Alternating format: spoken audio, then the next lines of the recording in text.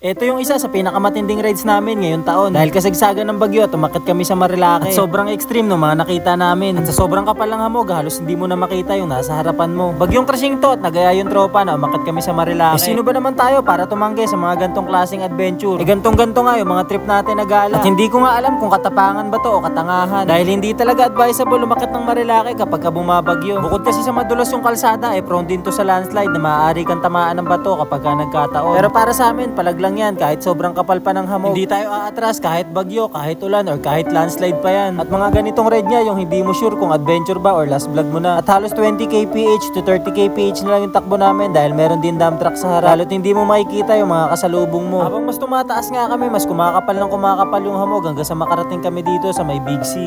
Ito yung status ngayon guys dito sa may, ano nga to? Big C. Bagyong cruising to guys. Sobrang fog.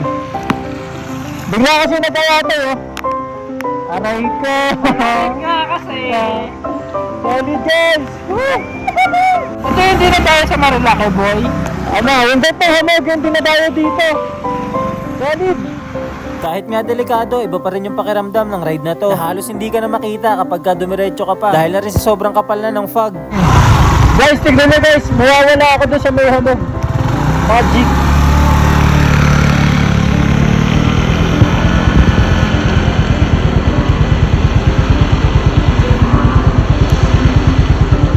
Bali na wala ka na.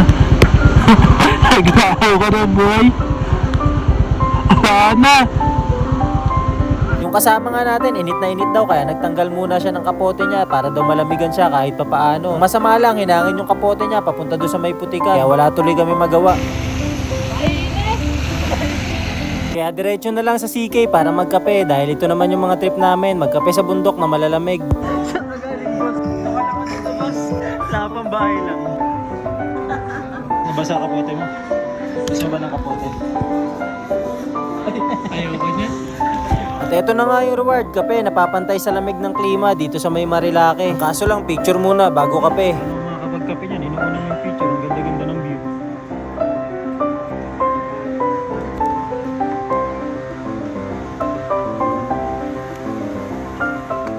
Konting kwentuhan lang tapos uwi na. Sakto naman, nadaanan namin tong falls. Na lumilitaw lang dito sa may gilid kapag katagulan na talaga. Guys, ito yung falls na lumalabas dito kapag katagulan. Eh, Paris banking lang yan. Solid. Ligo tayo.